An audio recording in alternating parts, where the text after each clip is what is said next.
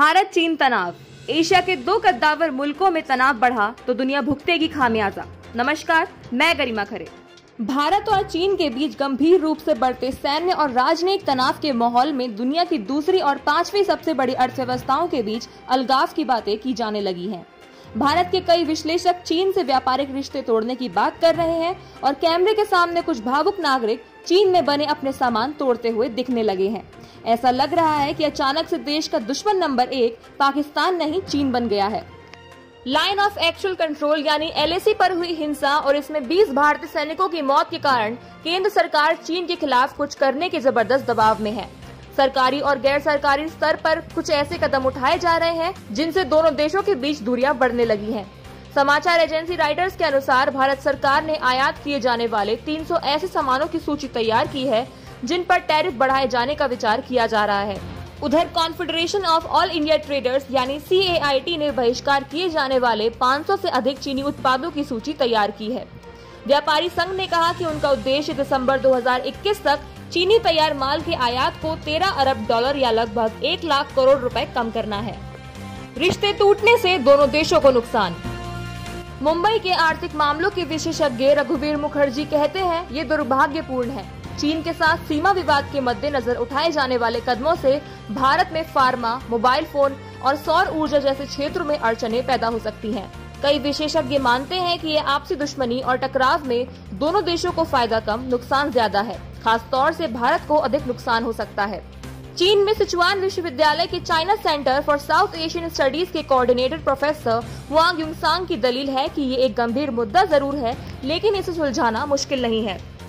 वे कहते हैं हिमालय के दोनों तरफ होने वाले व्यापार को पूरी तरह से रोकने की वकालत करना गैर जिम्मेदाराना बात है, खास तौर से ऐसे समय में जब दोनों तरफ के नेता स्थिति को शांत करने और इसे अधिक बिगड़ने से रोकने के लिए काफी प्रयास कर रहे हैं। वो आगे कहते हैं कि अगर भारत चीन तनाव ने तुल पकड़ा तो दोनों देशों के अलावा दुनिया भर पर इसका बुरा असर होगा। प्रोफेसर हुआंग युंगसांग कहते हैं ये त्रासदी यानी सरहद पर झड़प अप्रत्याशित है और दोनों पक्षों को अर्थव्यवस्था सहित अन्य मोर्चों पर और नुकसान नहीं होने देना चाहिए।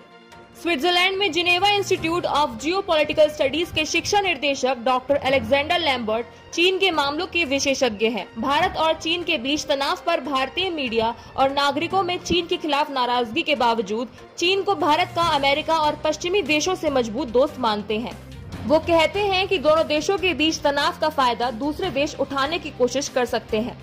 चीन के प्रोफेसर हुआंग युंगसांग कहते हैं अगर भारत चीन के साथ व्यापारिक संबंध बाधित होते हैं तो संभावित लाभार्थी भारत और चीन के अलावा कोई भी देश हो सकता है।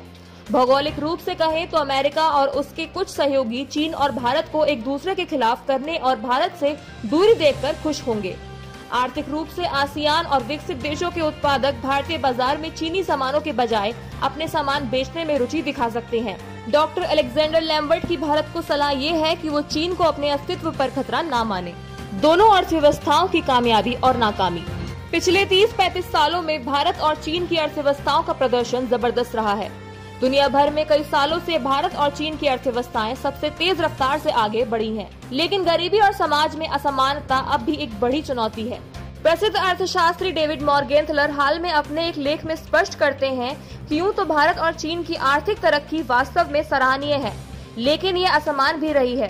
कुछ आर्थिक क्षेत्रों में दूसरों की तुलना में अधिक तेजी से विकास हुआ है, लेकिन कुछ दूसरे क्षेत्रों में अभी भी काफी काम करना बाकी है। विकासशील अर्थव्यवस्था। भारत आज भी दुनिया के 1/4 गरीबों का घर है। संयुक्त राष्ट्र के अनुसार इसके 39% ग्रामीण निवासी स्वच्छता सुविधाओं से वंचित हैं। कोरोना वायरस की महामारी के दौरान ये साबित हो गया है कि भारत में असमानता चीन से कहीं अधिक है।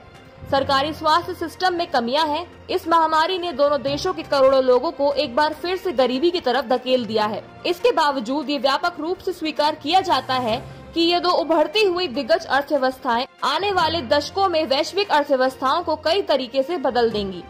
हुआंग युंगसांग इसे दोनों देशों की एक बड़ी शक्ति के रूप में देखते हैं और आग्रह करते हैं कि दोनों अर्थव्यवस्थाएं मिलकर काम करें। भारत और चीन के बीच द्विपक्षीय व्यापार का तेजी से विकास। चीन भारत का सबसे बड़ा ट्रेडिंग पार्टनर है। साल 2001 में इसकी लागत केवल $3.6 अरब थी। वहीं साल 2019 में द्विपक्षीय व्यापार लगभग $90 अरब हो गया था।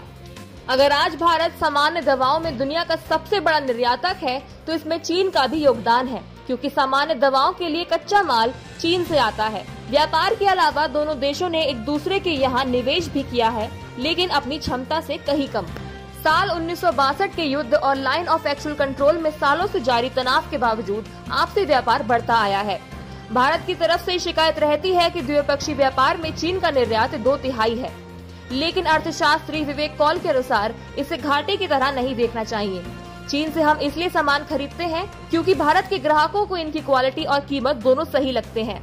इसके ठीक उलट भारत और अमेरिका के साथ है, यानी अमेरिका का भारत के साथ ट्रेड डेफिसिट बढ़ा है, लेकिन अमेरिका ने भारत से इसकी शिकायत कभी नहीं की है। लेकिन भारत में कुछ अर्थशास्त्री सरकार पर दबाव डाल रहे हैं कि वो चीन से ट्रेड बैलेंस ठीक करने के लिए इससे आयात कम करे और अपना सामान खुद बनाए।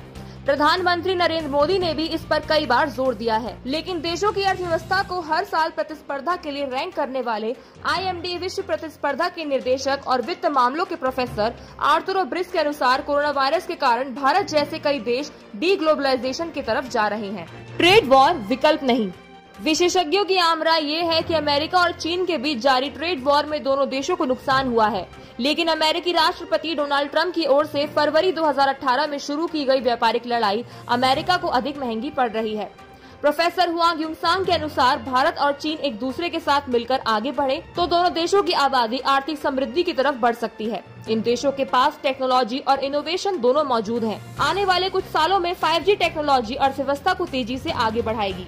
चीन अमेरिका के मुकाबले एक वर्ल्ड पावर बनना चाहता है, लेकिन सियासी कमेंटेटर्स कहते हैं कि इसके लिए उसे अपने पड़ोसियों से शांति बनाकर रखना जरूरी होगा।